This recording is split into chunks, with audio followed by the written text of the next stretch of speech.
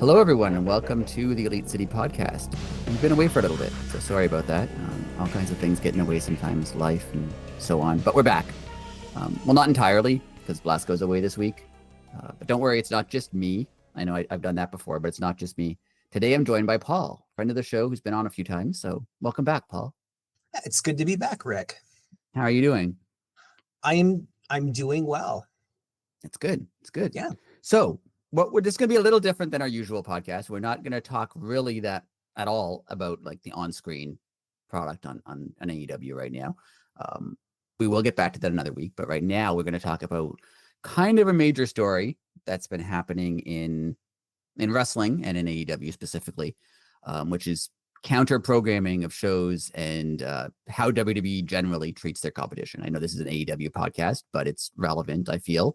Mm-hmm. And especially because I'm going to All Out. I've mentioned it a bunch of times. I'm going to All Out, and they moved All Out because WrestlePalooza was scheduled for the same day and the same time, and just convenient. I'm sure that there's no other times that they could have had that show. They just happened to. It's the only day. There's no other days, I'm sure. Flights are really expensive right now, so they had. That's right. You know, they got a deal. So, and if there's one company that needs to save money, it's WWE. You got to think about their poor bottom line and how they're going to handle this.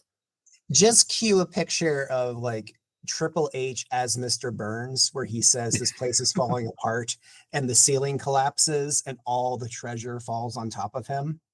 Yeah.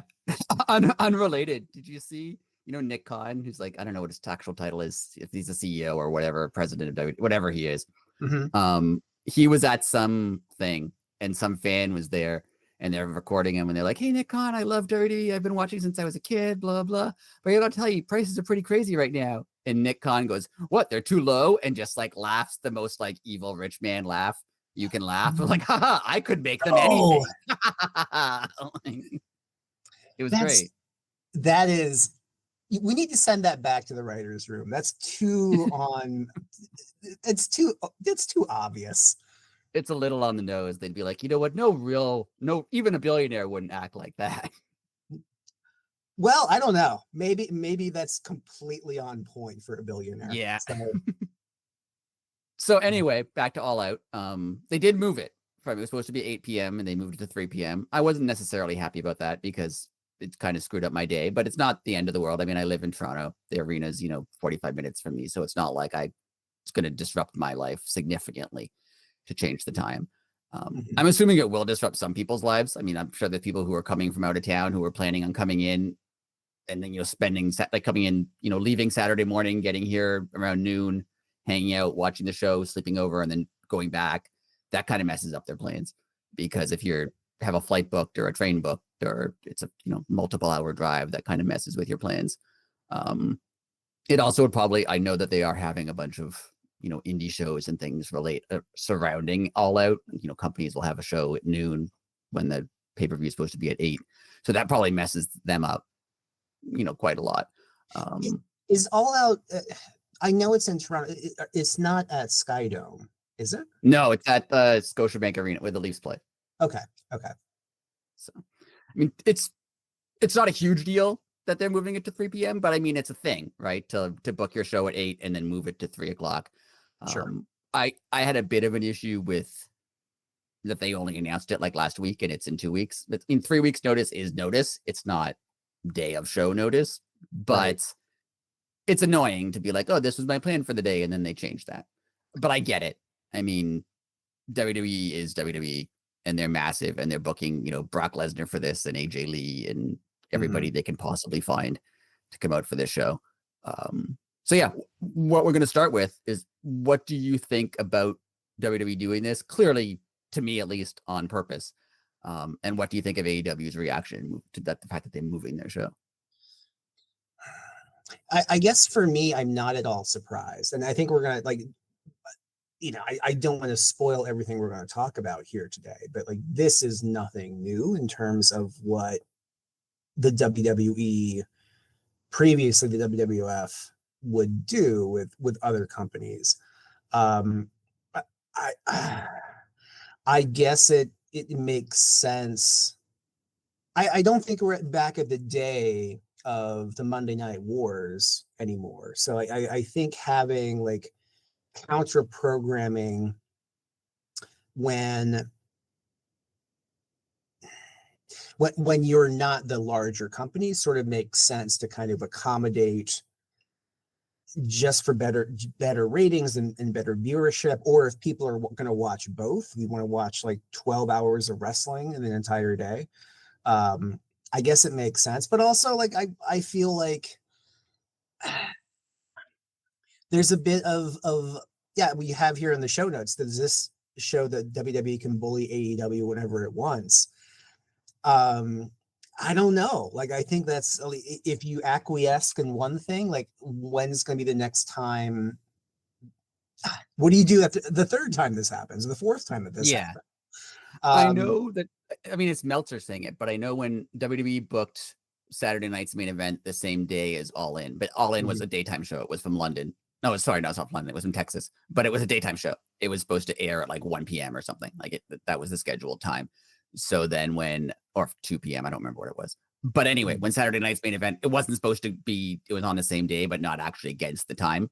And I think it was Meltzer who said, like, oh, AEW is going to make sure to end their show before Saturday night main event starts so that people who will watch the whole show, essentially. But then they didn't do that. And then Meltzer the next day, which is like, oh, Tony Khan decided he didn't want to be bullied and be told when he had to end his show that it had to end at 7 o'clock or whatever because WWE was. So they ran like 20 minutes late or half an hour late or whatever they did. Right. That was kind of like a not defiant, but like, we're not going to let you program how long our show lasts sort of thing.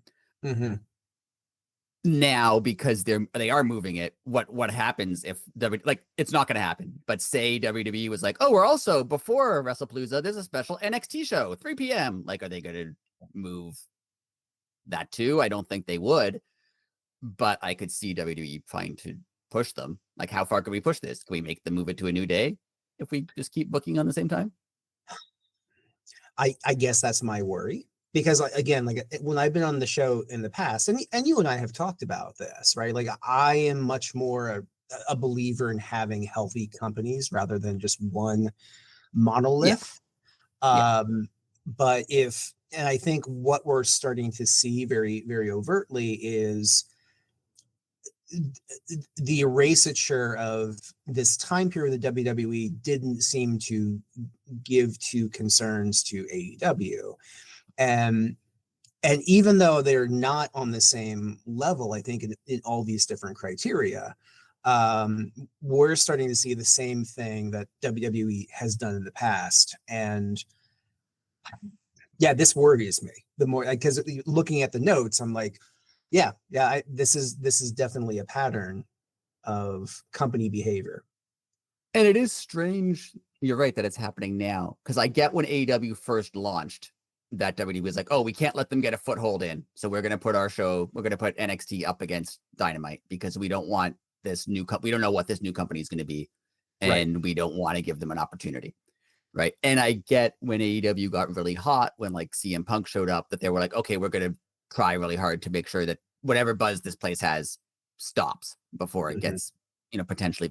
But you're right. AEW is nowhere near, like, I watch AEW exclusively. I don't really watch WWE, but it's nowhere near WWE. Like they're filling, 20,000 seats for every Raw and 50,000 seats for every pay-per-view. Like that's not competition in terms of audience or minds. Like, people don't know AEW exists. If regular, just people who don't watch wrestling. It's weird that they're doing it now, is what I'm trying to say. Like, why now? I understand when they first started to try to stomp them out, but it's been 6 years. You can AEW has a niche where it is, and it's a successful company, but it's not running WWE out of business ever. So why would they do it now? I think maybe we come back to that, because I have a couple ideas and I want to hear your thoughts. But I think maybe like if we chart out the case for and against this, I guess is the best way to describe it. That makes a lot of sense. and see where we are at the end. And this is what in the biz they call teasers. There you go. Yeah, I've done a few podcasts lately. You've been around this thing before. Yeah, exactly. You played Knifey Spoony before, I see. I just saw that episode again the other day, and so that's very, very, very pertinent. I don't put enough Simpsons references into this show, and I feel like I have to start. I feel like this is one of the few places where I feel like I can, because I very much in teaching don't do it because the students do not get the references. And yeah, I sad, but I get that.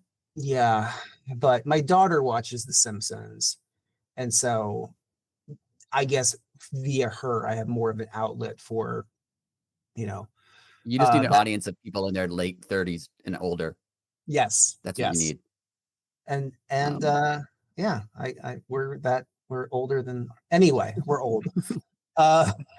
So yeah, as we alluded to, and probably everyone listening knows on some level at least. Not only obviously this isn't the first time WWE has tried to squeeze out AEW over something. This isn't the first time WWE has tried to squeeze out AEW, another company in general.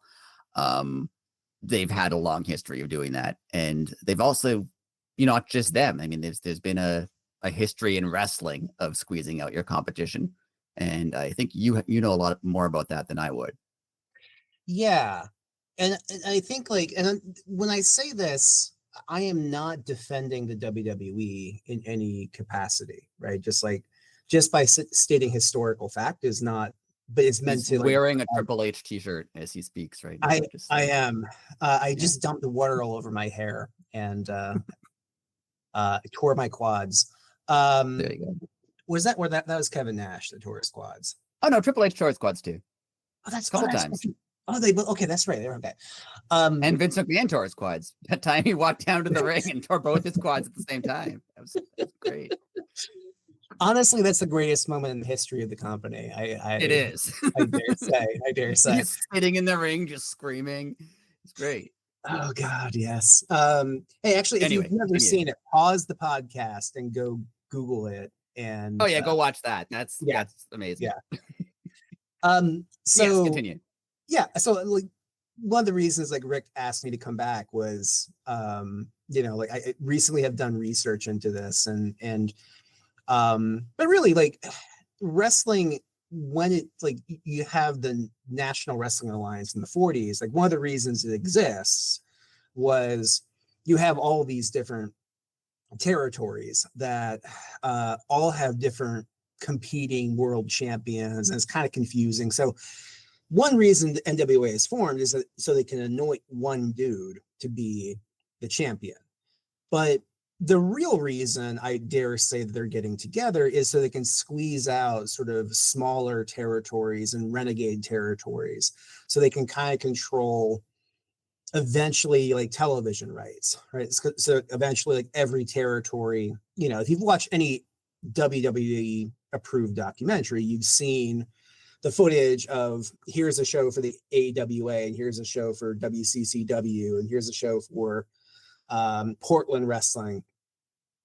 But really the NWA forms to kind of control both access to wrestling, but also, and we'll talk about this too, control wrestlers, in essence, wrestlers' availability. So if you have, think of the high NWA, there are 13 different fiefdoms in the United States and Canada, maybe 16. That still gives wrestlers a lot of places they can work, right? And traditionally, you would hear wrestlers Andre the Giant would go from the WWF to Georgia to Texas to Portland to Calgary, right, to work throughout the year, and you kept that wrestler fresh. But wrestlers still were not making the same amount of money that other similar entertainers or workers would be in other fields, right? So that's not unusual for wrestling companies to be in this place of, and again, I think this goes to a lot of different things. Wrestling has often been who can control the biggest slice of the pie, right? And then of course you have like different companies break away from the NWA at various points. But yeah, like one of the things that has kind of always bothered me a little bit about the narrative of Vincent McMahon like breaking away from the NWA and like starting to like cannibalize the territories is they were always sort of doing what he was doing anyway. You know, like just never on the I'm level pretty of sure that wrestling was in like a tiny bingo hall in the back of a smoky bar, Mhm. and no one paid attention to wrestling at all until Vince. That's the story that I've heard from Triple H. That this was like three guys watching a show in the back of a bar, and then Vince McMahon showed up and immediately in stadiums. And Pretty sure he that's the story. um I'm not sure that's his totally historically accurate, but like Are you saying that WWE is lying about history? um what's the George Costanza line? And I think like it's not a lie Not if a lie if you believe it. yeah, and I do think I think on the one hand, like it goes to kind of like the general thing of Trumpism, right? And spoiler, that's maybe where I'm going with all this. Um, but like I think at a certain point, like I think logically what you're hearing is an abject lie and it's a spin. But then at a certain point, like you take a step back and you wonder, maybe they actually believe this. That was And always it's always confusing because you're right. They do talk about there being territories. Like when they talk about the history, they talk about there being various territories, and Vince McMahon was so much better at wrestling than they Mhm. were that he took over, right? Yeah. But in the same documentary, they'll talk about how no one really cared about wrestling until Vince McMahon showed up. I'm like, but I thought you told me there was like 15 different territories. So then Right. clearly people must have cared if there was companies across the United States and Canada that did this. So yeah, we're getting off topic slightly, but But, yeah, but, but I don't their vision of history is odd. yeah, and I don't necessarily think we are either, because to me, it's like part of this larger story that these companies have, right? Like the AWA, like in that documentary and the Peacock or whatever it's on now, or the WWE, what used to be the WWE network, right? Um, like Vern Gagne is doing a lot of the same things that Vince McMahon would do later on, right? Like sort of really screw over people in terms of salary, promote like his kid as like a major fixture. And that was like all the companies did that, right? Now, was Vince just better at screwing people over than everybody else? I think that's a huge part of it, right? And like Yeah. the other guys kind of operate with this. I think they're always trying to screw each other over, and then just Vince is better at doing it. It's And always had like even today, to this day, like wrestling has like a significant carny feel to it, or like a liar screw job feel to it that other forms of sport or entertainment don't seem to have. It has like everyone's kind of trying to mess with each other at all times, whereas you don't hear that stuff happens in Hollywood that's obviously not savory, but sure. It's not on the same level of like, oh yeah, everyone's trying to screw each other out of money at all times, where wrestling seems to still have that feeling. Yeah, I think a lot of it has to, and maybe this is getting a bit off topic, but like, you have a SAG in Hollywood, you have the NHLPA, right? You have Major League Baseball Players Association, right? There's still unscrupulous things that happen in entertainment fields across the board, right? But Like they give Kawhi Leonard a fake sponsorship for $20 million. True. Now But that's off topic, but yes, I it say that is, as it is, but I say that as a Raptors fan. I'm still annoyed about that, but yes, continue. yes. But I think there's a level of I think maybe what has continued this Carney spirit is that there is a structural ability to really screw over people whenever it's deemed necessary. It does And seem there's like it's significantly easier in yeah, wrestling. yeah. Um, I read something that basically wrestling contracts are very analogous to NFL contracts, but they're somehow worse. And which is true. Like you can be cut from an NFL contract basically for anything. And you always see like this wrestler is being released, or this wrestler, they're going to add another year onto their contract due to injury. I think it's just happened with Danhausen, I believe. Yeah.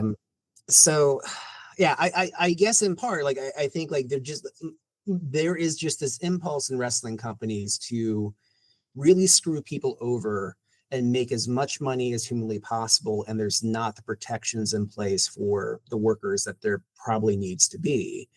And I often wonder if like that mentality of the carny wrestling promoter that is like Vince McMahon is that turn to 11 has just kind of inundated American wrestling to the nth degree. I agree. I think it's an integrated, American culture or North American culture to a degree because of Vince McMahon's he's not the only person like this. No. But yeah. But anyway, we're going to go back. And I've been taking a little off topic. We're going to go a little bit back. And I just want to talk slightly about, for people who may not know, I want to talk slightly about some of the things WWF at the time had done to other companies. And not like Paul said, I'm not trying to say that Vince McMahon was the only one doing this, because obviously other companies, I mean, Nitro went up against Raw and gave away the results of Raw. And I mean, that's Right. unscrupulous business practices too. So I'm not trying to say that Vince McMahon himself was the only person doing any of these things, or that he's, was never a victim of these things. But a lot of the time they were the larger company. And as the larger company, they have certain weight they can throw around that other companies did not. The most famous being, the creation of Survivor Series, basically to go up against Starrcade, and not only go up against Starrcade, but to also have Vince McMahon tell cable companies, hey, if you air Starrcade instead of my show, I'm also not going to let you air WrestleMania, which is a big deal. Mm-hmm. And so you're not only booking it to air at the same time, because of the time that it was, pay-per-view providers could only air one. It wasn't like today where, oh yeah, you can watch both of them. You might just have to, watch one later. Yeah. Your choice was to watch one or the other and air one or the other. And they basically said, we're creating Survivor Series solely to kick Starrcade off of pay-per-view, essentially. Mm-hmm. And WCW, what later becomes WCW, like moves Starrcade back to December, right? Because originally it was a Thanksgiving. Yeah, it was a Thanksgiving show. But it's just I totally forgot about that until I saw this in the notes. It's like, oh, I didn't actually know about this one until I was reading it. Is that really? the creation? No, I knew about that one. The creation of what was the pay-per-view called? SummerSlam was basically created essentially to block Crockett at the time from airing pay-per-views around SummerSlam, because Vince McMahon basically had a clause in the contract with the cable provider saying that there should be no more than one wrestling show every 30 days. And in his, to hear him tell it, it's so that you didn't have burnout from the audience, but also conveniently, as long as WWF had a show every 30 days, that prevented basically anyone else from having a show. I did not know that the creation of SummerSlam was just to prevent Crockett from running a September pay-per-view until I feel like today. I did know that, but like it was something that was buried in the back of my head.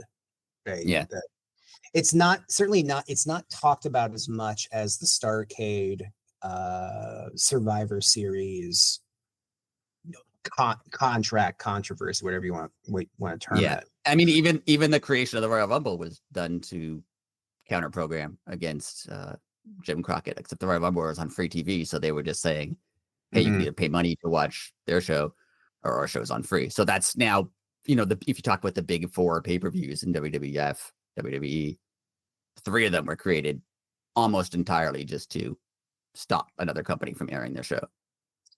And it's interesting too, because like it would be interesting to look back at the cable numbers of this time period, because Crockett Productions and then what's later becomes WCW, in essence, that's a very simplified history, but they're primarily shown on TBS. And it would be interesting to look at to see if like they're drawing better numbers on TBS than the WWE is drawing on USA.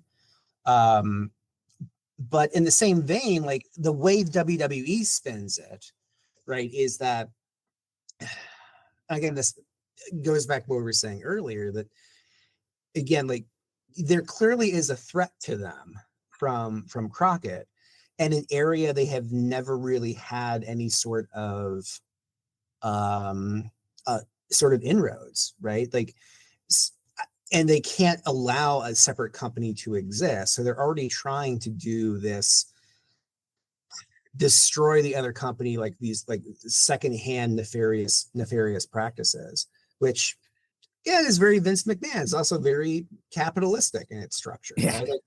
Like, I mean, you can see in one sense how some of it you could even argue that they did it to benefit themselves. Like there's the day that people talk about Black Saturday where they bought the World Championship Wrestling time slot, underhandedly, but they bought it legitimately, mhm. um, and aired their show instead of Georgia Yeah. Championship Wrestling.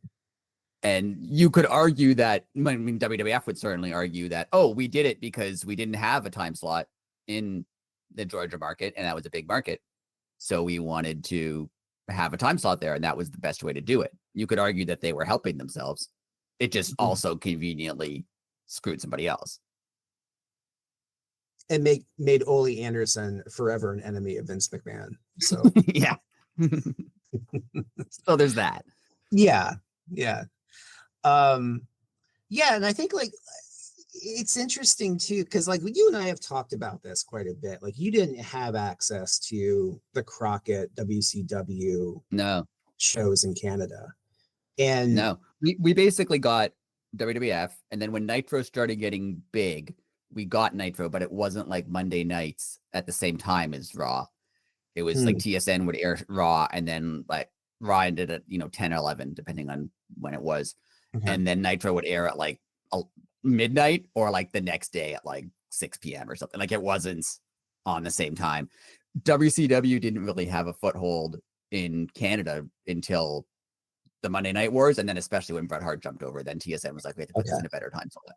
Gotcha. But yeah, the access to these things. I mean, we got TBS. I remember my grandmother was. I've talked about this on the podcast before. My grandmother was the reason I started watching wrestling, and she would watch wrestling, and she would watch WCW or whatever it was at the time on TBS because we got TBS. Like it was an American station, but if you had certain cable packages, you could get it. So she would watch that, but it was never anywhere close to where WWF was. Like I think I've mentioned to you before that like even knowing, like I sent you a commercial of like WCW toys, and then said I didn't even know as a kid that there were WCW toys. Like they didn't exist here.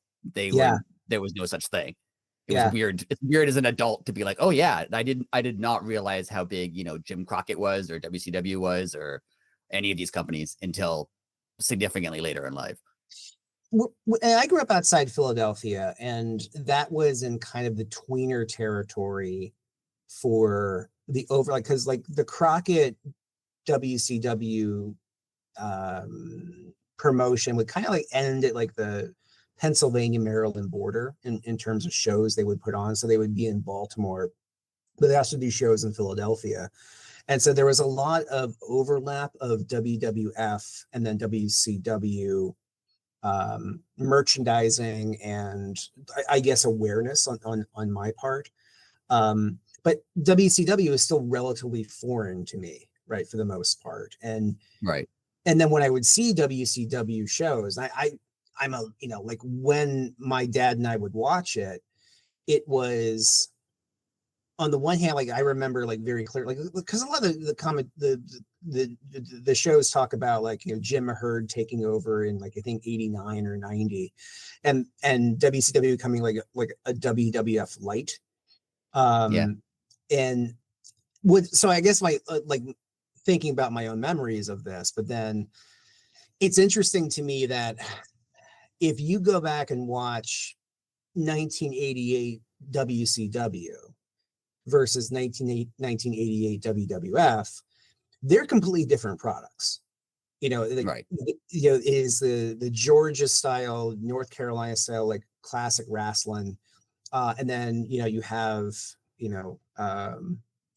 is that Tugboat comes into the WWF in like 1988. So again, like to me, it's also like, it's interesting that if you're offering a product that's completely different, why do you feel the need to go to try to undercut another company? Right. Because like And that's these, pretty analogous to today because Mhm. the AEW audience, I mean, people watch both. It's still wrestling, right? Yeah, Especially in modern times where it's easy to watch whatever you want to watch. Um, but the AEW audience is, at least in portion, people who weren't watching WWE because they weren't interested in it. Either they were lapsed fans who no longer watched, who no longer liked what WWE was doing, or they were fans who never watched WWE and they were into, Japan or Ring of Honor or something else. Mhm. Uh, so it is interesting that, why would you, like, AEW will get, 100, 120,000 people buying every one of their pay-per-views.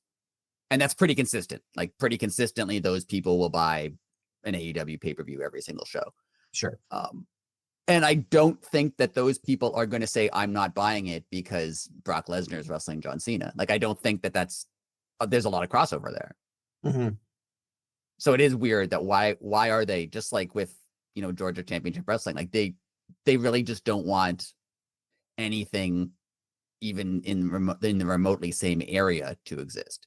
Yeah.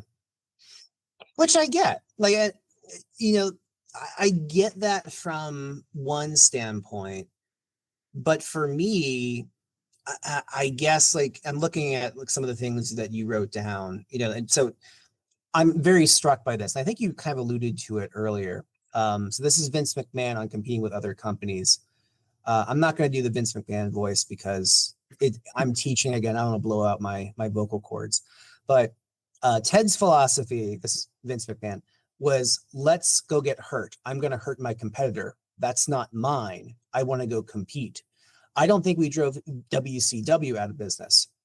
That was certainly never our intent. That was the mindset of Ted Turner in WCW, but not WWE. See, if you spend all your energy trying to kill the other guy, your product suffers. If you don't kill the other guy, then he's going to come back at you. And when he comes back, you won't have done anything to make your house better. They did everything they could to hurt us. They had the resources to attack us. We didn't have the means to do the same thing. So we had to make ours the better product. After they had run out of ways to hurt us, they realized they couldn't have much of a product. They blew out everything as quickly as possible and only concerned themselves with the short term. And like reading that is mind blowing to me. Yeah. On so many levels. And yet, like, sorry, I got emails from students. But then I don't know what to do with that necessarily, because like it's just completely counter to the reality I experienced as a fan.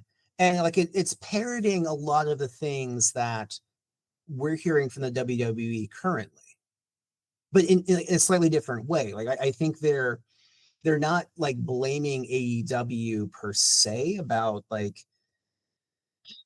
I don't know. Like, what are your thoughts on this? Because Yeah, it's interesting. I found a quote. I was trying to look for it today and I couldn't find it. I found a quote from Triple H about competition and how they're in different markets and how they're doing different things. And I don't have the quote directly in front of me, but basically what it was is we're the NFL of sports entertainment, and there's always going to be other things that air football, but we're concerned ourselves with our own product, which is a kind of a similar quote to the one Vince McMahon you just quoted. right. And it's interesting because the NFL is not concerned, but like, the NFL isn't like, oh, we're gonna make sure to put the Super Bowl the same day as the Grey Cup because we don't want people watching the Grey Cup. I'm like, they don't care Yeah. at all Mm-hmm. what other products are happening. Like they're so big that they're not going to be like, oh, we're going to counterbook the XFL or whatever it's called now. Like they're not going to do that. Vince Mc, UFL? yeah, it merged, didn't it? It merged with another company Yeah. now. Yeah. Anyway, sorry, go ahead. But I mean, I think Vince McMahon may tell himself that that's how he talks in public. Mm-hmm. That the other company was the one trying to hurt their competition, and he was just buckling down and working hard and putting on a better product. And I mean, some of the stuff he said in that quote was correct. That WCW blew everything they had trying to, get a cheap pop or a cheap ratings boost, and then ran out of stuff to show. Like that Yeah. probably was correct. And WWF did at the time, have a product that people liked more, and eventually come back because they had a product people liked more. But to say that Ted Turner tried to run him out of business and he would never do that to anyone else is just counter to everything Vince McMahon has ever said or done in his life. Yeah, it's the segment, and I think both the Triple H quote and this McMahon quote, speak to, there's a level of truth to it, right? Like I think at its best when both companies are, the thing I hate, I always hated this a bit with the Monday Night Wars too, and I think I've mentioned this on the podcast before. I always found it cheap, right? If you're referencing what the other company is doing, right? And there's the old trope of guys when they left the WWE, they would go to TNA and they would cut like a work shoot promo. Right. Of, back where I was from up north, and like be like, boo. Yeah. I kind of always hate that. I feel like it's cheap and it's too neo kayfabe, whatever you want to call it. But yeah, I think like there's grains of truth to this, but then there's still that spinning of we're the innocent, in both cases, and again, like the NFL doesn't care about the CFL, but they're not out to like destroy the CFL, right? Yeah, and they don't care about them in every way. They don't care about them in the sense that they're not worried about them taking their popularity, but they also don't care about them in terms of trying to compete with them because they don't have to. Right. They're the NFL. I mean, there's been talk at various points like putting a team in Toronto, an NFL team in Toronto. Yes, they did try that. It did. Well, they tried having the Bills here for a while. It did not work. Yeah. So, but I think they're also happy enough that like a lot of the Canadians I know like are big NFL fans. Like you don't necessarily have to have a team in Saskatoon or like Regina, right? To like infiltrate the market. And I don't know, like it's very interesting to me that, and again, I don't want to sound like a broken record, but like I don't understand why you don't have to allow for other companies to exist if you're doing something different, right? I can appreciate AEW because I love Tony Storm's gimmick, and I think that works in AEW.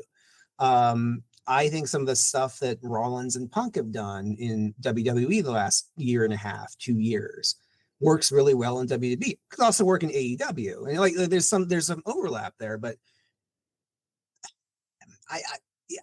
I don't know. I guess I do know, and I don't know, like why you can't let sleeping dogs lie in this regard. Well, that does kind of pretty well. Takes us to, we're talking about wrestlers being able to leave, to talking about Tony Storm. Basically, when she was in WWE, she didn't like how she was being used. She told them, I don't want to do this anymore. I'm not enjoying this. And they let her go. And then she went to work in AEW, not directly, but did soon go to work in AEW. Obviously CM Punk has been through both and has his own issues going back and forth. I mean, that option that exists, that option kind of has always existed, that like you said, people leaving WWE and joining TNA, like that was always a thing. Kurt Angle was in TNA, Christian Cage was in TNA, Sting was in TNA. People always had that as an option. And I don't know the numbers on any of this. I don't feel like TNA was competitive salary wise with WWE. I don't know for sure, but I'm assuming they weren't. I'm assuming that it was the next best option. You couldn't work for WWF, or you didn't want to work for WWF or WWE, and they were still paying, a salary you could live off of, and it was guaranteed, and you didn't have to hustle every weekend at the different indie, and that's why it was a better option. AEW is different because AEW, that's the one part where they can compete with WWE is salaries. They're not as popular. They don't have as many fans. They don't have as many, pay-per-view views, or they're not on Netflix. But they have Tony Khan, who has a lot of money and is willing to spend it, and will compete with you on salaries. And we've talked about this, me and Blasco talked about this on the podcast before. If you're super happy in WWE. You're the happiest wrestler there. You love it. You think you have a great life. And your contract's coming up. It would still make sense for you to talk to AEW, just for them to say, we're offering you this much. And then you can go back and go, hey, I want to stay, but if they're offering me this much, I'm going to leave if you don't match it. I mean, even apparently Randy Orton did that, and Randy Orton was never going to leave, but he still found out what he would have got paid. When we're talking about why they don't want any competition out there for anything, is yes, they feature different audiences. Yes, WWE is clearly more popular than AEW, but they're still wrestlers. They're still wrestlers who can go back and forth between companies, and they're not that different that you can't succeed in the other if you were doing well in one. I mean, not everyone can, but a lot of people can. Sure. And that is, we both, I'm assuming you agree on this. I think that's the reason why they don't want any other option existing, because they don't want anyone to be able to say, hey, they're offering me this. They're offering me less dates. They're offering me, you saw from all the, Monday Night Wars documentaries, how Vince McMahon was outraged that Ted Turner would offer, guaranteed contracts. They're only working 100 days a year. I can't do that. And I think that continues today. Like, you don't want WWE's travel schedule has toned down a lot over the last few years, possibly because of the existence of AEW, possibly because, injuries and costs and whatever. But they're not wrestling 320 days a year anymore. They're wrestling, 100 or something. I have no idea, but it's significantly less. I was shocked one day when Cody, as WWE champion, tweeted out his schedule for the month, like for the next month, and it was like 7 shows that he was going to be at. Like, if you want to see me wrestle, this is where I'm wrestling. And I'm like, wow, the WWE champion is only wrestling. Like, that's good. But like, the WWE champion used to wrestle 6 days a week. Yeah. At one point. And like the height of the 80s, right? Like, again, Hulk Hogan says it. So, we know what to do with that information. But like, I've seen it a lot. Like Jake Roberts has said, like, he was doing upwards of 300 shows a year, right? 250, 300 shows a year. And to be fair, I want to be fair. I think we're going in the same direction, right?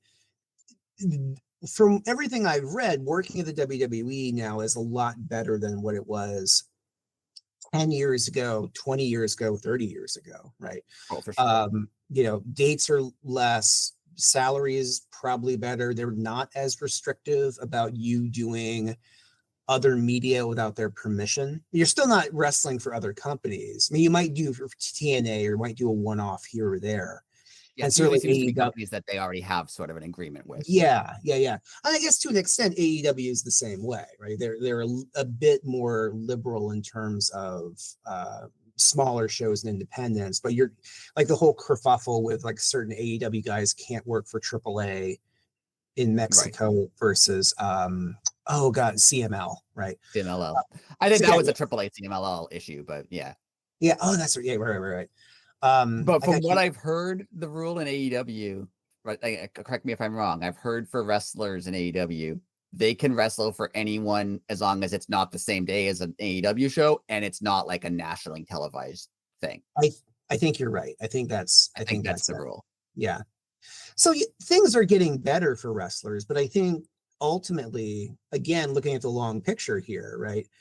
You want to control the labor. You want to control what guys are getting paid, right?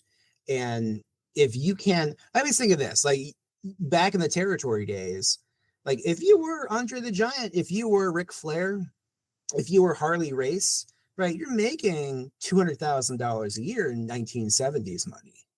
Right. The guys that were in the and look what Ric Flair has to show for it today. What? Look what Ric Flair has to show for it today. Saved all that money. Made some wise business decisions. He was very invested it correctly. Yes. Where was I going? But like, if you were like a guy just in the territory, you're making $5,000 a year, right? In 1970s, which is still good, but it's like not great. And again, like when the TV comes in, it's like you want to be in the territory where there's TV. like the Dumont Network back in the 50s, right? Well, to That go was on something I TV, wanted to ask you that I actually don't know the answer to, and I don't know if you do, but yeah. when there was 15 territories, and you're right, the big guys made money, but everybody else kind of did okay, Mhm. presumably. When WWE WWF essentially took over, if you were a low card guy in the territories and now you're a low card guy in WWF, were you making more? Everything I read was it varied. If you were a mid card guy, you might be making less. Now, if you were mid card WWE in the 80s, like you probably were top of the card in like WCCW or Mid South or wherever, Right. right? That's true. And so I've always heard like from a number of wrestlers, like what was the real appeal was the merchandising, right? That Right. would come with like the national exposure that, and again, like when WWE is like gobbling up, you have like, I think 4 or 5 different companies have TV contracts in the States in the 80s, then yeah, you're only getting like local cable for like Mid-South wrestling. Right. Or local stations, or Jerry Lawler's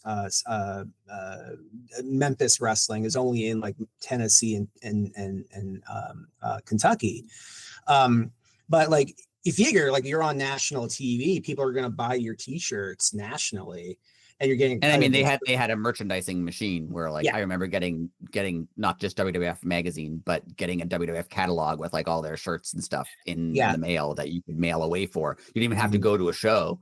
Whereas, it was the 80s. You had to go to a show to purchase a shirt. yeah, And and then that when WWF showed up, you could just mail away for it and they would yeah. send you a shirt, which was a huge deal. Yeah, and that just didn't exist anywhere else. And like you see like different territories start to try to like build merchandising to like offset or like give guys an opportunity to make more money. But I think just like in general, everything I've read is like you're making more money, but maybe not per average this as much in WWE, but you're getting extra money for all these different fringe benefits.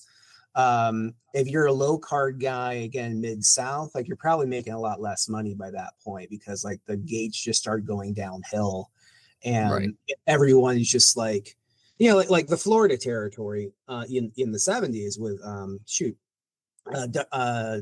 Dusty Rhodes, like the giant draw, and it's not Billy Graham, but I forget who ran the Florida territory. But like when Dusty Rhodes goes, like territory dies, Right. because like there's nothing left, and like you're drawing like a quarter what you were 5 years ago. I guess the very long answer to your question, I think I answered it. So yeah, Yeah. yeah, And like once they started adding in, pay-per-view revenue, that you would get a cut of the pay-per-view revenue if you were on the mhm, show. yeah, I mean, like there were two, to my knowledge, I could be wrong. There were like two companies that had pay-per-views. There yeah. was not, all of these, I don't know for sure. Maybe you probably do. Like Memphis and stuff weren't airing stuff on pay-per-view. They were airing stuff in Memphis. In Memphis, and then they would still try to draw. There were times like they would get to like different companies try to get together to like Memphis, I think Mid South, and then the AWA would put on these super shows that were pay-per-views, but they never really did a huge amount of business. But like they were still trying to operate with the old model of you had local TV and you're trying to get people come out to Memphis wrestling in the Mid-South Coliseum, where they called it, on Monday Right. nights. And Right. that went for a while, but then like when you're losing, like Mid-South, like the Memphis territory, for instance, like they lost, Jimmy Hart, they lost Randy Savage, they lost all these guys in the span of like a few years. And then you can't buoy anything.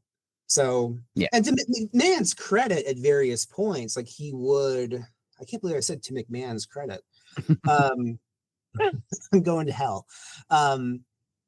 He would try to like uplift like different smaller territories. Like he did get involved in Memphis in the early 90s, right? Where Right. he like, I've seen some of that stuff. Yeah. yeah, like he does try to do like the precursor to the Mr. McMahon character.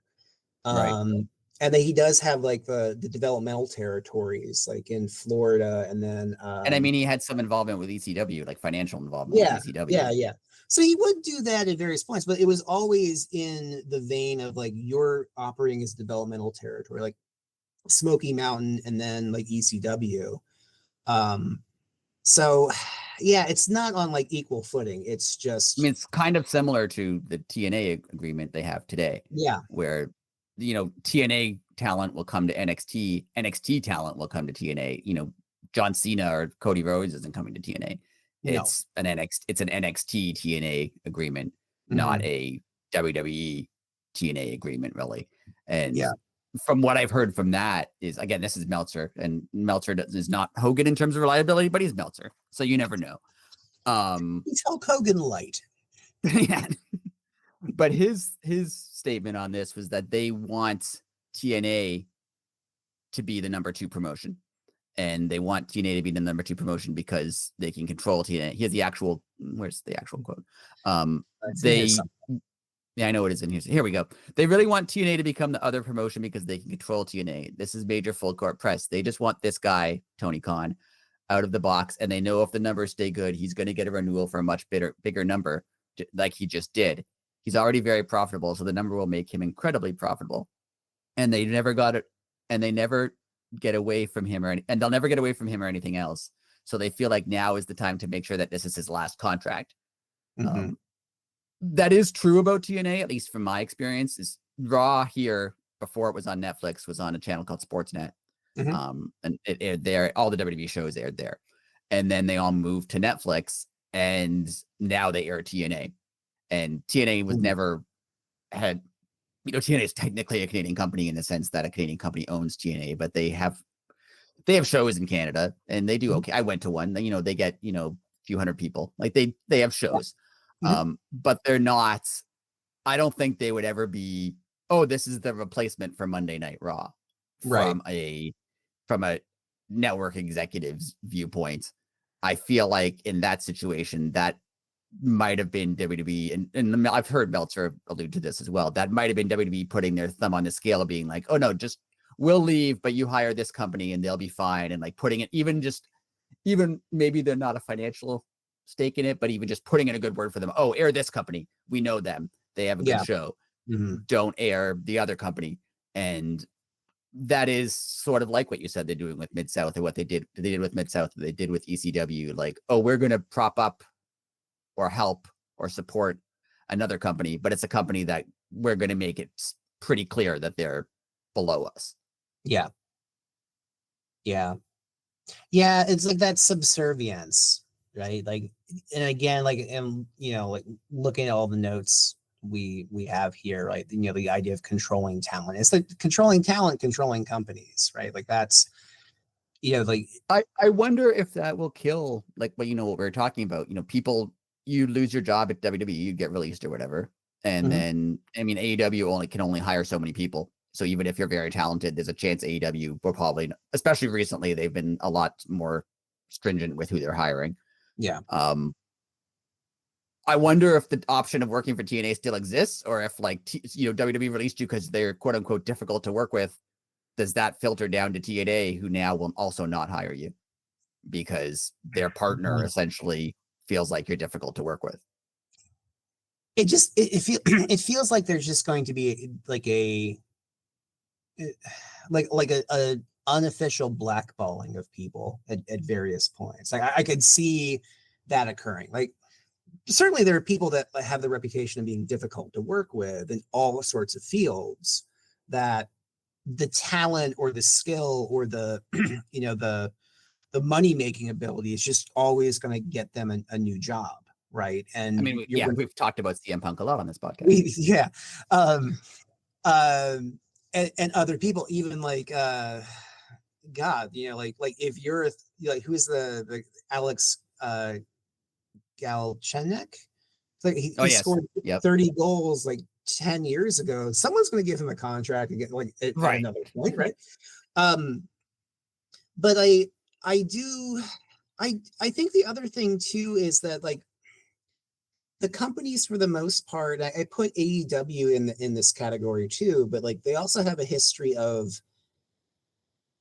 you don't want people like getting the idea to like try to like make things fairer for their workers, right? And I think like if you get if you control all aspects of where you get hired and where you can go, then you're going to keep people more in line, right?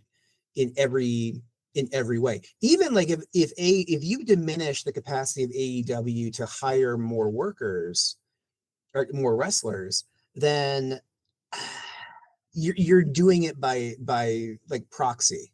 And I think that's kind of what I'm just seeing WWE trying to do as well, right? They don't necessarily need to destroy AEW, but they can just make it hard enough for AEW to blossom and balloon that you have cut them out in essence, right? So Yeah.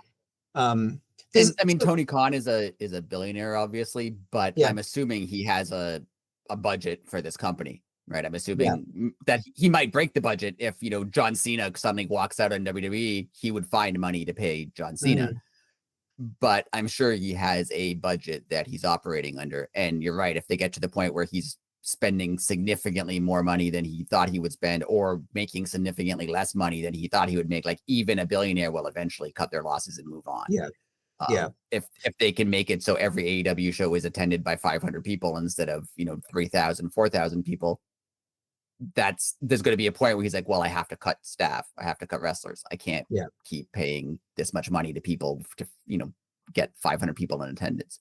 yeah. And like you said, I don't there's a danger when you're talking about this to say that, oh, AEW is amazing and WWE is the devil, and I Mhm. mean WWE is the devil, but I'm not trying to say AEW is flawless in any capacity. I mean, there's things like how WWE doesn't offer. You mentioned with Danhausen, like they lock people into contracts, Yeah. or how WWE doesn't offer, you know, insurance or healthcare Mhm. or anything like that. To my knowledge, AEW also does all of those same things. Yeah. They might be a little bit better in terms of, yeah, we're not going to use you on TV, we're going to hold you to this contract, but you can work more. Like they're letting Mhm. you work more in other companies. That is good, but it's still not what it should be. Um, No. No. what I've always wondered is someone, you know, I work freelance, which is Mhm. essentially independent contractor, right? But if I have a deal with I've never personally, and I don't think anyone who works freelance has ever signed, you know, a contract to work with another company where they can fire you at any point for any reason and you Mhm. can't leave. It seems very odd to me Yeah. that is even allowed. I understand the agreement that, oh, we work together, and if I want to get rid of you, I give you 30 days notice or 90 days notice, and we no longer work together. That's Mhm. fine. Mhm. But why can't I do the same thing to them? Like, why can't Danhausen go, I'm giving my 90-day notice? Like Yeah. that doesn't seem like it should be something that's allowed. I'm sure there's a loophole that's being exploited there somewhere by It's all companies. it's kind of complicated because like you're right, like in the states at least, right? Like the independent contractor status was meant to be um something that like you could be in essence your own boss, right? And you without like the restrictive contracts. So you could in theory work like, you know, a contractor can work like 6 or 7 different jobs, right? If you're a Right. building contractor, right? Right. And then if you label someone independent contractor, like in the old days, the territories, it made sense, right? Because like, yeah, there were some companies that had very restrictive clauses. And if you were the son of the owner of the company, you weren't going to go to Memphis. You weren't going to go to Portland. You were going to Right. stay in St. Paul. Um, and then like if you're an independent contractor, yeah, you can be Roddy Piper and you can be in Portland and then you go to Los Angeles and then you can go to Georgia and then you know like there's a flexibility there. You can make more money. Um, how they kind of do it is like they label everyone independent contractors as a way to get around like the health insurance and the pension planning and all these other legalities. And they say, but like you're restricted to, and there are a couple without getting like too into the weeds here. They've in essence said like we own like your copyright, we own like your booking abilities, we own your like when you have to go different places, right? And in some veins, like they've been able to kind of invert like some federal laws, right? To that again, but like wrestlers now, they try to establish unions. There is a way for the WWE to fire them because it's infringing upon their sort of rights as a company to hire independent contractors. That's the long and short of it. Right. So yeah, there's been people that have argued that there are ways that you can kind of and talent should like get around this in essence. But yeah, it's really bizarre like how they've managed to do this. And some of it has to do too, like with saying it's not a sport. Right. In like New Jersey, that's just really entertainment. And yeah, and I think too, like there just aren't that many venues for you to go do this, to ply your trade in this regard. So I know that there's a couple things on that. Like one, I know when you're talking about uh different status between an independent contractor and a employee. mhm, At least in Canada, I know when I do it, there's like a series of criteria that if you meet these criteria, you're an employee, and if you don't meet them, you're an independent contractor, or yeah, you're a freelance yeah, worker. Like mhm, if they can tell you when to work or where you have to work, or if they're supplying you the tools you need to do your job, then you're basically an employee. That's simplifying it. mhm, Whereas if you kind of set your own hours and your own rates and you use your own tools, you're an independent contractor. So if you are building a house and you say, I'll have it done by next month, you can build the house on your own schedule when you would like to build the house with your own tools, and you will set your rate. You'll say it's going to cost X number of dollars to build this house. yeah, That makes you an independent contractor. Whereas you're an employee if your boss tells you you make this much per year and you have to use these tools and you have to build this house Monday to Friday, 9 to mhm, 5. yeah, Right. So I find it odd that WWE is able to, and AEW mhm, and all wrestling companies, to my knowledge, are able to say that you're an independent contractor, but you have to wrestle for how much we pay you on these dates, and you can't wrestle elsewhere. yeah. And and that's often the scholarly legal argument for why the independent contractor label should be null and voided, because like you are being restrictive about the dates and times and what you can wear and all these different things. I guess not what you can wear necessarily, but like you're being restrictive They did have on. they did have a dress code at one point. I don't know if they still do, but they did have a dress code at one point. I mean, I see what Seth Rollins wears. I can't imagine they have a dress code. So um but yeah, the other weird thing about like and I don't know about like a significant legal challenge to this, but like because you have the success of labeling people independent contractors, right? The in the United States, in the National Labor Relations Board, National Labor Relations Act, the National Labor Relations Board, um, independent contractors don't have the capacity to like the same union protections that other workers do. So again, that criteria of you're a worker, you have in most cases a right to unionize, but because they've been so successful at labeling people independent contractors from like a top down perspective, there's not a whole lot that you can do. Um, and no one has really kind of pushed against this from like a legal perspective. It's just been more academic than anything I'm else. assuming that no one's pushed against it for legal protection just because they're huge, right? Like they're a Yeah.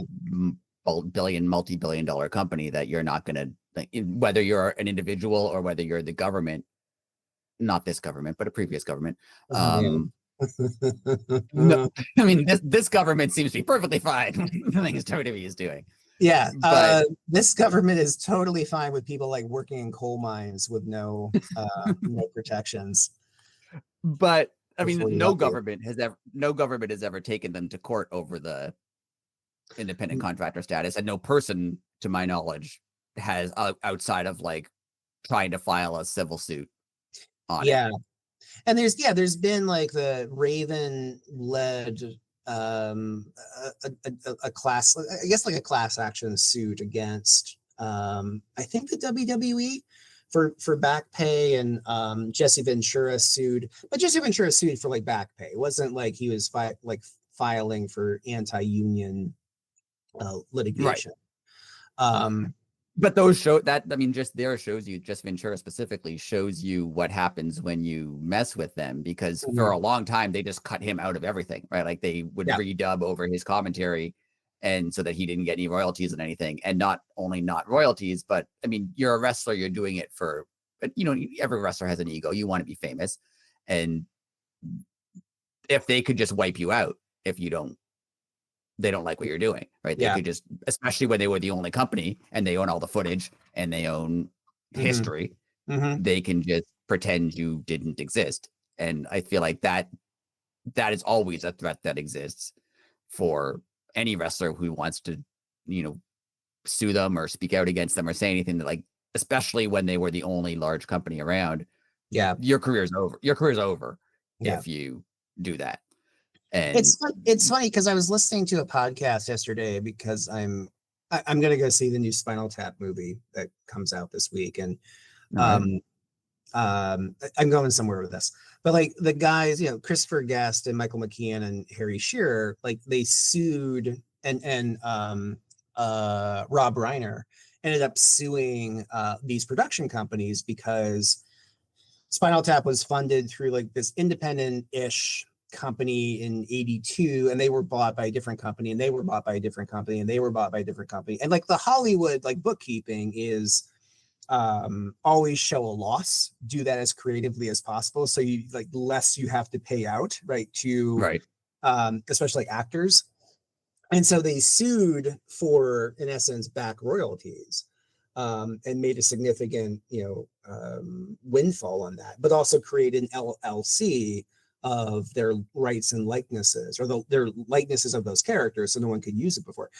That doesn't really exist in wrestling, right? Those kind of protections. So like, kind of going to your point, like Jesse Ventura and other guys that have been persona non grata, right, with that company, like another way to keep everyone in line is not only are you not getting benefits, not only are we controlling the work that you're doing, but like we can very easily like eliminate you from any kind of additional compensation down the road that you might be entitled to get, right? So yeah, we can scrub out Jesse Ventura from commentary, right? That like, yeah, he wasn't in this pay-per-view. right. And that doesn't, and he won't be, I mean, and he won't be in a video game, and we won't sell his merchandise, and we, you know, yes. So I guess mean, like there's go ahead. No, go ahead. There's two quotes that I think you know them. First of all, Jesse Ventura, while we're talking about him, talking about forming a union. I tried to do it, and it was Hulk Hogan that ratted me out to Vince McMahon, and subsequently I was fired and lost my job. Is you know, pretty well known quote. Yeah. Another quote from our, you know, someone who very strongly supports workers' rights, CM Punk, you know, never has an issue with workers' rights, where he said, wrestlers should 100% have a union. I'll always say this, and I mean it in the most loving way. Wrestlers will never unionize because wrestlers are stupid and selfish. It's just the way it is. There's always going to be somebody else around the corner who wants what you have, or who possibly doesn't want you to have what you have, and they'll do whatever a reporter wants you to do for less money. And that's unfortunate. You the boys never stick together. I find that, I mean, that's a little bit too much blaming the workers or the wrestlers for their circumstances. He went a little too far there, in my opinion. But there is a point to both of those quotes. You know, CM Punk saying that the boys all have to be together on it, and Jesse Ventura saying, "Oh, we needed Hulk Hogan. He was the big guy. We needed him to form the union, otherwise it wasn't going to work." And the way wrestling works is, you know, the CM Punks or the John Cenas or the Hulk Hogans at the time, they're happy. They don't want a union necessarily, because they're making a ton of money and they're getting privileges. You know, when we talked about the dress code, I remember the dress code came out that said all the wrestlers have to wear suits going to and from the arena, unless it suits your gimmick to not wear one. And it conveniently suited Steve Austin's gimmick to not wear one, and the Undertaker's gimmick to not wear one. Right. So just conveniently, they did not have to apply to follow this dress code. So Mhm. the company has always done a really good job at, oh, if you're one of the top guys, you're getting a private jet and a bus to the shows and Yeah. make a lot of money. And Mhm. so I'm not saying that those people also wouldn't benefit under unionization. They likely still would, but their heart's not going to be in it if they're like, well, why do I want to do this? I don't need this. I'm doing very well for myself. And I got Yeah. here without a union. So Mhm. there's always the viewpoint of, well, you can do that too. And it and I think like, like the Ventura thing is like, the lore of pro wrestling, right? We've always, what's weird is like, there's no evidence that it's actually Hulk Hogan. That's the weird thing, Right. but like we Yeah, all for all we like, know, he just got in a petty disagreement with Vince McMahon, and then he just decided, I'm gonna say I got fired because of the yeah, unionization, and everyone's gonna like me it's like this. I was because doing some, because it's a carny business. yeah. I was doing some writing beforehand on something else, and like there's the old story that Eddie Shore traded a guy for like 2 used hockey cages Right. or hockey goals. I can't really find any evidence that it actually happened, but it's such a Right. great story. Um, and the Punk thing too. Like I do think like there is something that just exists in wrestling that has allowed this anti-union sentiment to just like manifest. I don't think it's not just simply the top guys on top aren't going to share the pie. I think that's something, right? That's true of like other sports as well, right? Like Connor McDavid, when he signs with Philadelphia Flyers next summer, is going to make like $15 million, right? Right. And there's going to be some guy in Lehigh Valley that's going to be the fourth liner that's making a tenth of that, right? Right. But I do Is think is part of it is part of it the second half of that CM Punk quote where he says, there's always going to be a guy who's going to do whatever the promoter wants you to do for less money, or who's yeah, willing to take what you have. Is that part of it? I think that's a huge part of it. And I think this is a business that, you know, in contrast to hockey, like there's always going to be like, I think of like when you and I were like, we're the same age, I think, right? Like we would watch like, the guys in the 80s, like the fighters like pounding the hell out of each other, right? And they're getting For paid, barely any money. Yeah. yeah, for barely a money. And you like, at a certain point, like you're going to do that because it offers you a job, but you still have the protection of the entire team and league of players protecting you. Um, I think there's something more ingrained in wrestling culture that, because I don't have like a satisfactory answer to this. I just think it's like an extension of how the companies have always operated, right? Like that you really convince everybody that, like the only way to make any good money is to do what the promoter wants you to do and to Right. mold yourself in that image. And guys have said, like Steve Austin has, like at various points told different companies to kiss his ass. Or Roddy Piper was really good at that. But like you had another Or option to CM do Punk it. punched a guy backstage. What's that? Or CM Punk would punch a guy backstage and threaten the owner. He Yeah, I think again, like I think that's fine. But like there's something controversial I was gonna say. But I think ultimately, like I think like, yeah, it's something within wrestling culture that, like the only way to get ahead is to do what I want you to do.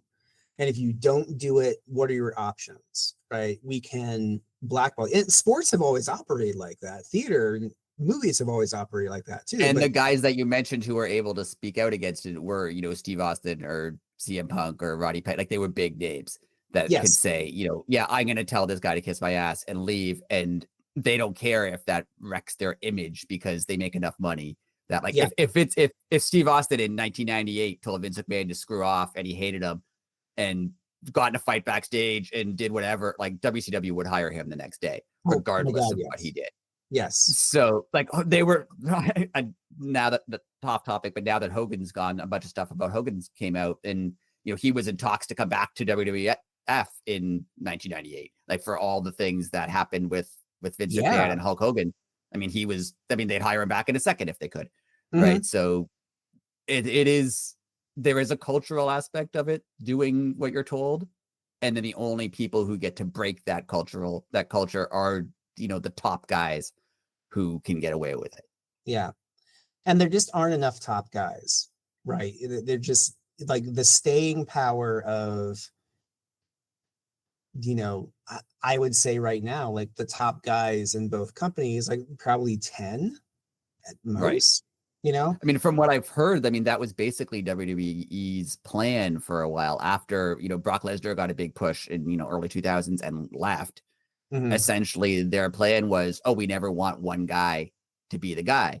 We want, WWE to be the reason you're watching the show, so that if anybody leaves, it's fine. We don't have, like, Mhm. you can say from a business standpoint that makes sense because, yeah, you don't want someone to just walk out and tank your company. But it also makes a lot of sense from none of you get too big. None of you get to the point where you can push us around. We're going to be able to control all of you because none of you are big enough to control us. Yeah. I, as you're talking, I don't have like a good answer to any of this because like there's something I'm missing about why there hasn't been the impulse. And I think it's for like more collective like pushback against the companies. And whether it's like pure American individualism, whether it's like this is just like something that has been able to like buttress itself against unionization and representation. I also think sometimes too, like we talked about this on another podcast or another episode at some point. Like it's always weird to me that in wrestling fandom, it's you're rooting for the individual. I guess that's not unusual. Like you have your favorite wrestlers, right? Right. But now we've kind of shifted into a gear where you're rooting for the company. You're not Right. rooting for the wrestler per se, because there are AEW stands and WWE stands. There's the New Japan people out there. I guess there's still some ROH people, but I think they're all kind of gone at this point. Yeah. And I think like there's just been at some point there's just been an inversion of rooting for the team and rooting for the player in this case, or rooting for the wrestler, and now it's just like you're rooting for the company. And I guess like even in sports fandom, like the thing that always bothers me is when people are talking about like salary cap stuff and they're like, oh, that player is not worth it, or like I can't believe they're paying Max Domi X amount of dollars for these contributions. He's terrible. And maybe it's kind of like an inversion of both those things. Like you just like kind of sanctify everything with numbers. And There is a cultural, this is going to go too far off, but there is a cultural shift of, you remember in the 90s when like if you were a sellout, that was the worst thing to be. yeah, Like if you were a band who sold out and did ads or whatever, you were the worst thing to be. mhm, Now there's a shift of like, no, we want that from you. Like if you made $1 billion doing this thing, good for you, right? Like where yeah, the culture now celebrates that. Like when Triple H comes out and goes, hey, this is the largest gate in Minnesota history, mhm, everyone cheers. But like realistically, that just means they charged you more money than anyone else ever charged you, yeah, right? Like yeah, I understand cheering a attendance record. There's more fans here than any other situation because I could see I want to be a part of the biggest group ever. Like I'm happy to be a part of the mhm, biggest group ever, but you shouldn't be happy to be the part of the, the biggest gate ever because that just means they charged you more money. yeah, yeah, But people cheer. People are happy about that. yeah. It's sort of like I've been having these conversations again. Like, I don't know where we started on this, but I think like it goes to like how complex these questions are about what is happening. Yeah. But I think about like the internet when I'm not trying to sound like old man yelling at a cloud kind of thing, but the But with internet this whole podcast is old man yelling at clouds. that's That's fine. it's sponsored by old man yelling at cloud toilet That's paper. right. That's Um, right. use promo code you suck. Um, but I think about like so many things that on the internet used to be just like people doing it out of a sense of joy. Like, Right. yes, I'm going to build a website that lists every uniform change of the NFL of all time. And Right. Because I I'm just just love like, the NFL uniforms so much. Yeah. yeah. And now it's like I see this with my students, like this incomprehension of that kind of approach. Like you have to do everything for money and make as much money as you possibly can, and do everything for that, like to be part of this hyper capitalist approach, right? Like I think about things like YouTube, that again, YouTube when it first started was like people just made stuff for the hell of it. And then it Right. slowly morphed into this dystopian place of Mr. Beast, branded marketing and videos. I don't know if that's part of it here, but I wonder if it is. Like we've just become so enamored with being part of like the financial success of a company, as opposed to rooting for a wrestler to do well. I mean, that still exists, but like there's so much in the discourse of wrestling that is, we want the company to be super successful. And I think that's the wrong approach to take in this vein. I do think the timing has a lot to do with it now that you mention it, because like when we talk about other unions, whether it be the Screen Actors Guild or, professional sports unions in the NHL or the NFL or whatever, those all started a very, very long time ago. Like they Yeah. have unions for a long, like when I don't know the date the NHLPA started, but it was, 60s, I want to say. I'm guessing. 60. I should know that. I think it's like 67. All right. That would make sense. Yeah. Um, Let me look that like up. when it was the 60s or the 70s or whenever it was, like WWE and wrestling wasn't where it is today. They were independent contractors going territory to territory wrestling. And so they didn't have a union because they didn't feel like they were in a situation that required a union. They were actual independent contractors. And by the time wrestling got to the point where if you work for WWE, you're essentially an employee, whether your contract says you are or not. Same with AEW. By the time they got to that point, the culture had changed where asking someone to form a union now seemed bad. Whereas if you asked them to form a union in the 60s, it seemed good. Yes. And that could be a big reason why this hasn't happened. Like the culture has changed so much that now there's just no appetite for them to do it. I think you're absolutely right. By the way, it was 67 when they That makes sense. You NHLPA. got it. Good job. Yeah, thank you. There was also the first one was in the 57 with Ted Lindsay and Doug Harvey, and that was the one that was squashed by that worked out fine, I'm sure. Yeah. But I think you're right. I think like larger, like, culturally, socially, like there's mass unionization in Canada and the United States in the 40s and 50s. And the players are really underpaid by comparison to other sports. And so there is like an acceptance of unionization through the 70s and 80s. And like when wrestling starts to fall apart, like from a territory system, that now like you can kind of restrict wrestlers what they do because there aren't options, and you label everybody independent. And now like the time has passed, I think. Right. Yeah. And I think like I'm not sure it's ever going to get to a point where it is, or where I think it should be.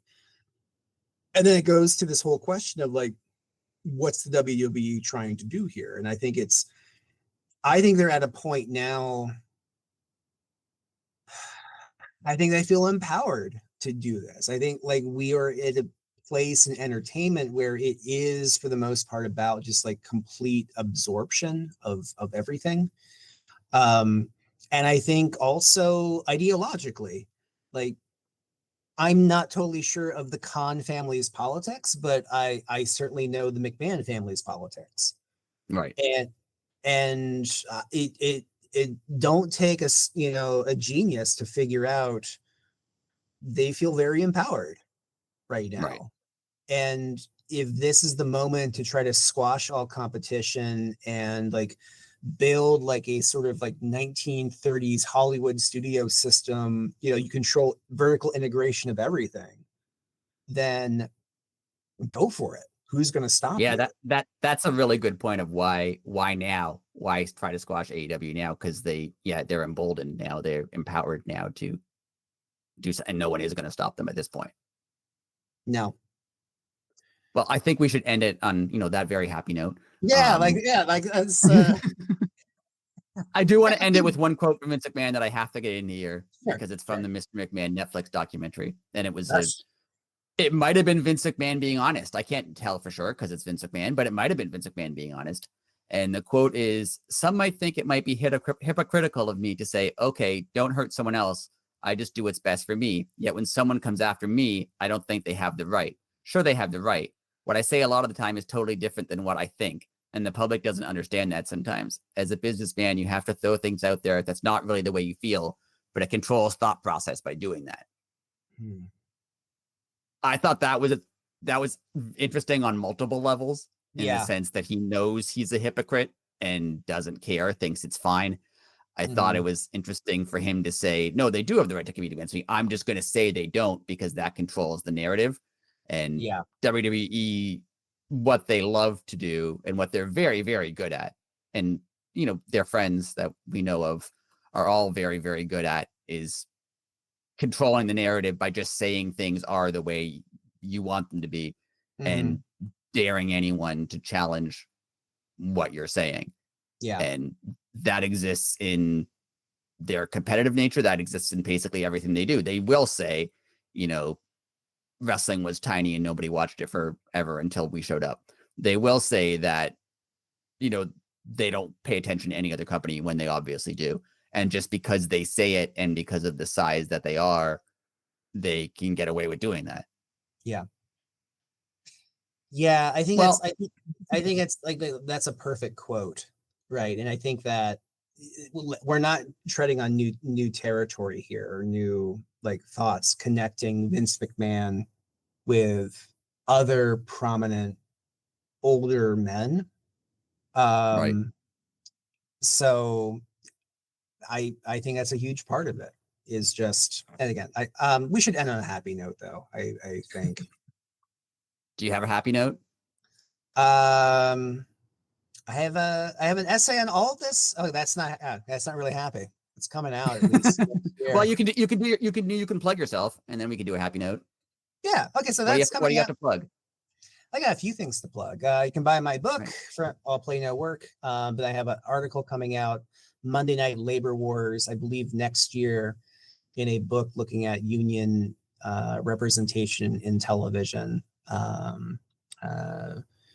called Dental Plan, from SUNY Albany Press. So, if you follow me on social media. I didn't know it was called Dental Plan. I love that. Yeah, that's the only reason I really applied to write an article. I was like, that's c'est magnifique. So I love that. Yeah. Anyway, follow your social media. Where are you? I'm on Blue Sky. I think it's Paul Gagliardi 1 at Blue Sky. And I have a link tree, which is just my name. I've been trying to do a website for 2 years. I just don't have the energy to do it. So yeah. But if you follow Rick, you can find me, because I think we follow each other on all the social media. He's a good follow. And I've read the section of the book, and it's good. It's very, very interesting. I really liked it. So great job. Thank you, bud. My happy note that I'm going to close on is AEW is not perfect. They don't have the things we necessarily want them to have in terms of unionization and the contracts they structure and healthcare and all those things. But the fact that they exist is good for everyone working in wrestling. The fact that, from all I've heard, Tony Khan seems to actually care about the wrestlers, in the sense that he'll, give them time off if they need it, or he'll check on them to make sure. And I mean, that sounds really sad to say that, he'll check on you if you're injured, as a good thing, because that should just be a thing everyone does, but it's not. So there's people like it was actually a really sad quote. Dustin Rhodes said when he wrestled in AEW, this is the first time he's been respected as a wrestler. I'm like, you've worked for 10 different companies over 30 years. Yeah. How is this the first time? And I believe him. I totally do, because of wrestling. So the fact that AEW exists as an option and a way for people to make money, and anyone who cheers super hard for a company, there are some people who want AEW to go out of business. You don't have to watch it. That's fine. You don't like it, you don't watch it. But all of the wrestlers, I'm sure, are happy that it's there, Yeah. because it's an option. It's not utopia. It's not perfect, but it's better than it was, 10 years ago when you had no options. So that's Yeah. something positive. Yeah, I think that's a really good way to kind of to wrap it up. Is I concur with everything. And the other way we can wrap this up, as a happy note, go watch Vince McMahon blowing out both his quads like in the Royal Rumble. That'll good. bring you joy. Really good. He's like an angry toddler sitting on the mat just screaming. That's a perfect description. That is a perfect description. Really good. Yeah. So yeah, follow us online, Elite City Pod everywhere. And thanks for listening. And we'll hopefully be back next week. Yeah. Thanks a lot. Thanks, Bye. Rick. Bye.